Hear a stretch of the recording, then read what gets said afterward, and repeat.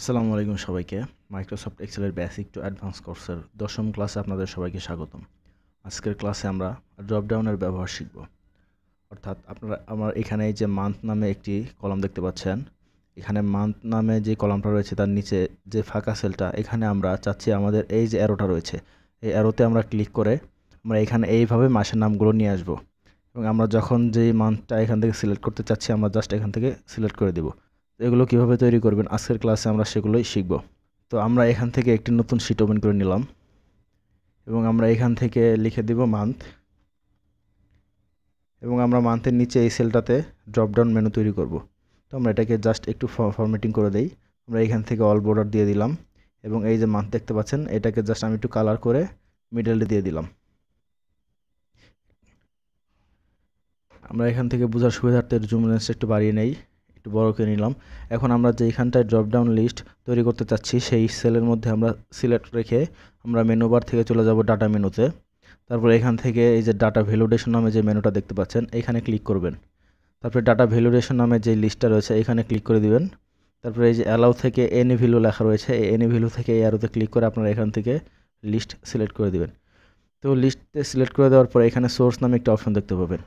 তো আমরা দুইভাবে মূলত ড্রপ ডাউন লিস্ট তৈরি করতে পারি। একটা হচ্ছে আমরা ম্যানুয়ালি এখানে লিখে দিয়ে ড্রপ ডাউন লিস্ট তৈরি করতে পারি, আর একটা হচ্ছে আমাদের একটি রেঞ্জের মধ্যে বিভিন্ন মাসের নাম লেখা থাকবে, আমরা সেখান থেকে চাইলে সিলেক্ট করে দিয়ে আমরা কিন্তু ড্রপ ডাউন লিস্টটা তৈরি করতে পারি। তো প্রথমে দেখে নিই, চলুন আমরা এখানে ম্যানুয়ালি লিখে কিভাবে একটি লিস্ট তৈরি করব।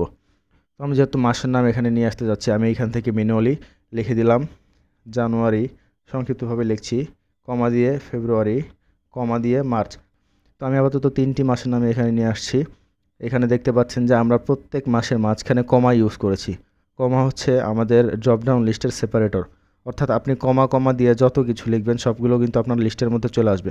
এখানে দেখতে পাচ্ছেন জানুয়ারি, তারপর আমরা কমা দিয়েছি, তারপরে ফেব্রুয়ারি, তারপরে একটা কমা দিয়েছি, অর্থাৎ জানুয়ারির পরে যে আমরা কমা দিয়েছি এটার মানে হচ্ছে আমাদের জানুয়ারিটা সেপারেট হয়ে গিয়েছে এবং ফেব্রুয়ারিটা সেপারেট হয়ে গিয়েছে। তারপরে ফেব্রুয়ারির পরে একটা কমা দিয়েছি, তারপরে মার্চ লিখেছি, অর্থাৎ এখানে 3টি মাসের সেপারেটরের জন্য আমরা কিন্তু কমা ইউজ করছি। এখানে আপনারা কমা দিয়ে যা লিখবেন সেগুলো কিন্তু আপনাদের লিস্টের মধ্যে দেখতে পাবেন। তো আমি আপাতত এই 3টি মাসের নাম লিখে এখান থেকে জাস্ট ওকেতে ক্লিক করে দিলাম।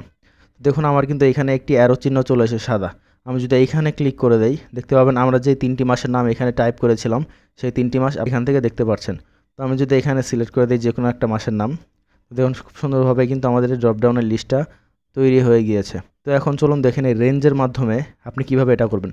তো চলুন এখন দেখে নেই আমরা আমাদের রেঞ্জের মধ্যে যে আমরা 12টা মাসের নাম লিখে নিয়েছি, এই রেঞ্জ সিলেক্ট করার মাধ্যমে আমরা কিভাবে ড্রপ ডাউন লিস্ট তৈরি করব। তো এটা করার জন্য আমরা প্রথমে এই ড্রপ ডাউন লিস্টটাকে ক্লিয়ার করে দেব। তো ড্রপ ডাউন লিস্ট আপনারা যদি উঠিয়ে দিতে চান সেই জন্য আপনারা এখান থেকে মেনু বার থেকে ডাটা মেনুতে চলে যাবেন। তারপরে এখান থেকে ডাটা ভ্যালিডেশনে ক্লিক করবেন। এখান থেকে ডাটা ভ্যালিডেশনে যাওয়ার পরে এই যে ক্লিয়ার অল নামে একটা অপশন দেখতে পাবেন। আমি যদি ক্লিয়ার অলে ক্লিক করে দেই এবং ওকে দিয়ে দেই তাহলে কিন্তু আমার আর এখানে ড্রপ ডাউন থাকছে না। আপনারা কিন্তু দেখতে পাচ্ছেন এইখানে আর কোনো অ্যারো চিহ্ন নেই। তো আমি এই লেখাটাকে ডিলিট করে দিচ্ছি। এখন আমি চাচ্ছি এই যে আমার রেঞ্জটা রয়েছে এই রেঞ্জের মধ্যে যে 12 মাসের নাম লেখা রয়েছে সেটা আমরা এই ড্রপ ডাউন লিস্টের মধ্যে নিয়ে আসবো। তো সেটা আনার জন্য আমি এই রেঞ্জটাকে সিলেক্ট করে আমরা ডাটা মেনুতে চলে যাব। এইখান থেকে ড্রপ ডাউন দেখতে পাচ্ছেন, এখানে ক্লিক করে আমরা ডাটা ভ্যালিডেশন সিলেক্ট করে দিব। এইখান থেকে আমরা আবারও লিস্ট করে দিব এবং এই যে সোর্স দেখতে পাচ্ছেন এই সোর্সে আমরা গতবার টাইপ করে ম্যানুয়ালি লিখেছিলাম, কিন্তু এইবার এই সোর্সে আসার পর আমরা জাস্ট এখান থেকে এই যে রেঞ্জটা দেখতে পাচ্ছেন এই রেঞ্জটা আমি এখান থেকে সিলেক্ট করে দিলাম। এখন যদি আমি এটা ওকে প্রেস করে দেই তো দেখুন এখন কিন্তু আমাদের সুন্দরভাবে এই মাসের নামগুলো কিন্তু আমাদের ড্রপ ডাউনে খুব সুন্দরভাবে কিন্তু চলে এসেছে এবং এটা রেঞ্জ সিলেক্ট করার মাধ্যমে চলে এসেছে। এখন যদি আপনি এইখান থেকে কোনো মাসের নাম পরিবর্তন করেন, ধরুন আমি জানুয়ারি 3টা অক্ষরে লিখে দেই, আমরা জান লিখে দিলাম। এই যদি এখন ইন্টার বাটন প্রেস করি, এখন যদি আপনারা এই ড্রপ ডাউনে চলে যান এবং এই যে আরও আছে এখানে ক্লিক করেন, দেখুন এইখানেও কিন্তু পরিবর্তন হয়ে গিয়েছে, অর্থাৎ আপনি আপনার রেঞ্জের মধ্যে যেই পরিবর্তনই এখন করবেন এখানেও কিন্তু সেটা দেখতে পাবেন। তো এখানে দেখতে পাচ্ছেন আমার ডেইলি রুটিনের কিছু লিস্ট দেওয়া রয়েছে। এইখান থেকে আপনাকে এই যে টোটাল স্ট্যাটাসের 7টা সেল দেখতে পাচ্ছেন, এই 7টা সেলের মধ্যে আপনার ড্রপ ডাউন মেনু তৈরি করতে হবে এবং এটা একসাথে করতে হবে। তো এটা করার জন্য আমরা জাস্ট এই যে এই পুরো রেঞ্জটা এইভাবে সিলেক্ট করে নিব। সিলেক্ট করে নেওয়ার পরে আমরা ডাটা মেনু থেকে চলে যাব ডাটা ভ্যালিডেশন। তো এইখান থেকে আমরা এই সেম ওয়েতে এনি ভ্যালু থেকে এখানে আমরা লিস্ট করে দেব এবং এইখান থেকে আপনারা যেই লিস্ট এখানে তৈরি করতে চাচ্ছেন, ধরুন আমি যেহেতু একটি ডেইলি রুটিনের একটি লিস্ট তৈরি করেছি এবং আমি কোন কাজ করেছি, কোন কাজ আমি সামনে করব এবং কোন কাজ আমি অলরেডি করে ফেলেছি এরকম একটা লিস্ট আমি তৈরি করব। এই জন্য আমি এখানে কিছু লিখে দেই। আমি লিখে দিলাম টু ডু অনগোয়িং ডান। আমি কিন্তু দেখতে পাচ্ছেন আমার এই 3টা লেখার মাঝখানে আমি কমা ইউজ করেছি। কমা হচ্ছে এখানে সেপারেটর হিসেবে কাজ করবে, যে আমরা আগে আলোচনা করেছি। আমি লিখে দেওয়ার পরে এখান থেকে জাস্ট ওকেতে ক্লিক করে দিব। তো দেখুন আমার কিন্তু এখানে ড্রপ ডাউন লিস্ট কিন্তু খুব সুন্দরভাবে তৈরি হয়ে গিয়েছে। এখন যদি আমরা যেই সেলের মধ্যেই যাই না কেন, দেখুন আমার কিন্তু একই ড্রপ ডাউন লিস্ট কিন্তু এখানে শো করছে। এখানে আপনারা দেখতে পাচ্ছেন যে একটি ড্রপ ডাউনের লিস্ট দেওয়া রয়েছে, অর্থাৎ আপনাকে এই যে রেঞ্জটা রয়েছে এইখান থেকে আপনার এই রেঞ্জের ড্রপ ডাউনগুলো নিয়ে আসতে হবে। তো আমি যতটুকুর মধ্যে ড্রপ ডাউন করতে চাচ্ছি আমি পুরোটা সিলেক্ট করে নিব। তারপর আমি আবারও ডাটা মেনুতে চলে যাওয়ার পরে এখান থেকে ডাটা ভ্যালিডেশনে ক্লিক করার পরে আমরা এনি ভ্যালু থেকে লিস্ট করে দিব এবং জাস্ট আমরা শিখেছি এই যে রেঞ্জটা রয়েছে এইখান থেকে আমরা এই রেঞ্জটা সিলেক্ট করে দিব। যদি এখন আমরা ওকে দিয়ে দেই, দেখুন আমাদের কিন্তু সুন্দরভাবে এই ড্রপ ডাউনের লিস্টটা কিন্তু তৈরি হয়ে গিয়েছে। তো এইখানে আমরা মূলত ডাইনামিক ড্রপ ডাউন লিস্টের কাজ শিখব, অর্থাৎ এখানে আপনারা একটি ড্রপ ডাউনের রেঞ্জ দেখতে পাচ্ছেন এবং আপনারা এখান থেকে যখনই কোনো রেঞ্জ বৃদ্ধি করবেন এবং সেই রেঞ্জের মধ্যে কিছু লিখে দিবেন, আপনাদের ড্রপ ডাউনের লিস্টও কিন্তু অটোমেটিক ইনক্রিজ হয়ে যাবে। যেমন আপনারা এখানে দেখতে পাচ্ছেন আমার কিন্তু এখানে এই রেঞ্জের 3টা লিস্ট কিন্তু শো করছে। আমি যদি এখন এই টেবিলের মধ্যে নতুন কোনো ড্রপ ডাউন আমরা অ্যাড করি, যেমন আমরা এখান থেকে ডান লিখে একটা লেখা অ্যাড করে দিলাম এবং এন্টার করার পরে আপনারা এখন এখানে দেখতে পারবেন যে এখানে কিন্তু আমাদের টোটাল 4টা লেখা চলে এসেছে। এটা কিন্তু ডাইনামিকলি হয়েছে। আপনারা যখন এখানে নতুন কিছু লিস্ট ইনক্লুড করবেন অথবা ডিলিট করবেন, এখানে কিন্তু আপনারা অটোমেটিক্যালি কম বেশি এখানে দেখতে পাবেন। তো এটা কিভাবে করব চলুন সেটা দেখে নেই। তো এই ড্রপ ডাউনের ডাইনামিক লিস্ট তৈরি করার জন্য আপনাদের প্রথমে আপনাদের রেঞ্জকে টেবিল ফরম্যাটে কনভার্ট করতে হবে। তো আমি আমার এই রেঞ্জকে টেবিল ফরম্যাটে কনভার্ট করার জন্য আমি এই রেঞ্জটা সিলেক্ট করে জাস্ট কিবোর্ড থেকে কন্ট্রোল এবং টি একসাথে ক্লিক করে দিলাম। তো এখন দেখতে পাচ্ছেন যে মাই টেবিল হ্যাজ হেডার, যেহেতু ড্রপ ডাউন যে নামটা রয়েছে এটা আমাদের টেবিলের হেডার হিসেবে আমরা ইউজ করতে যাচ্ছি। আমরা এখানে জাস্ট টিক মার্ক রেখে ওকে দিয়ে দিব। তো দেখুন আমাদের ড্রপ ডাউন লিস্ট কিন্তু একটি টেবিল ফরম্যাটে কনভার্ট হয়ে গিয়েছে। এখন আপনারা এই যে টেবিলটা দেখতে পাচ্ছেন, টেবিলে আপনারা এই হেডারে এই যে যখন দেখতে পাচ্ছেন তীর চিহ্ন কালো হয়ে গিয়েছে তখন একটা ক্লিক করে দেবেন। তো আপনাদের টেবিলের রেঞ্জটা এভাবে সিলেক্ট হয়ে যাওয়ার পরে আপনারা এই যে এখান থেকে দেখতে পাচ্ছেন টেবিলের নাম শো করছে, আপনারা এইখান থেকে একটা নাম দিয়ে দিবেন। তো আমি ধরুন দিয়ে দিলাম ড্রপ ডাউন লিখে দিলাম। আমি যদি জাস্ট এখন কিবোর্ড থেকে এন্টার বাটন প্রেস করি, আমাদের কিন্তু এই রেঞ্জের একটা নাম সিলেক্ট হয়ে গিয়েছে। এখন আমি যে রেঞ্জের মধ্যে ড্রপ ডাউন করতে যাচ্ছি সেই রেঞ্জটা এভাবে সিলেক্ট করে দিব এবং এইখান থেকে চলে যাব আমরা ডাটা মেনুতে। তারপরে এখান থেকে ড্রপ ডাউন নামে যে মেনুটা দেখতে পাচ্ছেন এইখানে ক্লিক করে দিব। এখান থেকে আমরা ডাটা ভ্যালিডেশন সিলেক্ট করে দিব। তারপরে অ্যালাউ থেকে আমরা এখান থেকে লিস্ট দিয়ে দিব এবং এই যে সোর্সটা দেখতে পাচ্ছেন এইখানে গিয়ে আমরা জাস্ট ইকুয়াল দিয়ে আমাদের যে নামটা আমরা দিয়েছিলাম সেই নামটা লিখে দিব। আমরা যেহেতু আমাদের নামটা ড্রপ ডাউন দিয়েছিলাম আমরা এখানে ড্রপ ডাউন লিখে দিচ্ছি।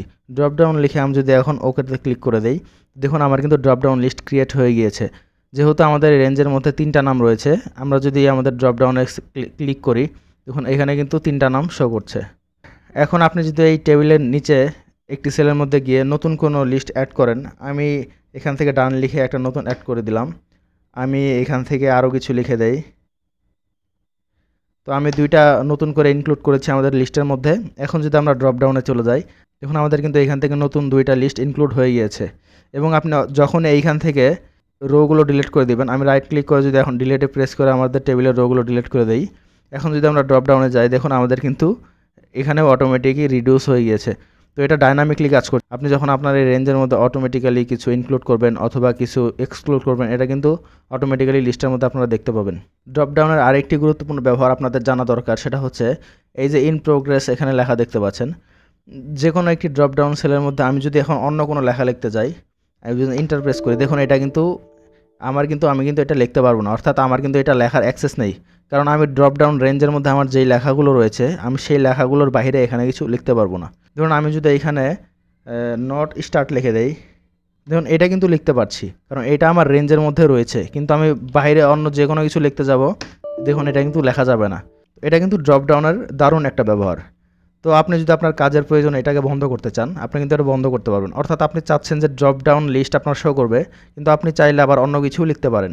তো সেইটা করার জন্য আপনারা আপনাদের এই রেঞ্জটা সিলেক্ট করে আপনারা ডাটা মেনু থেকে চলে যাবেন ডাটা ভ্যালিডেশন এবং এইখান থেকে ডাটা ভ্যালিডেশনে চলে যাওয়ার পরে এই যে এরর অ্যালার্ট নামে একটা অপশন দেখতে পাচ্ছেন, এখানে ক্লিক করে জাস্ট এই যে চেক মার্কটা উঠিয়ে দিবেন। দিয়ে এখন যদি আমরা ওকেতে ক্লিক করি, তো দেখুন আমাদের কিন্তু এখন ড্রপ ডাউন ঠিকই শো করছে।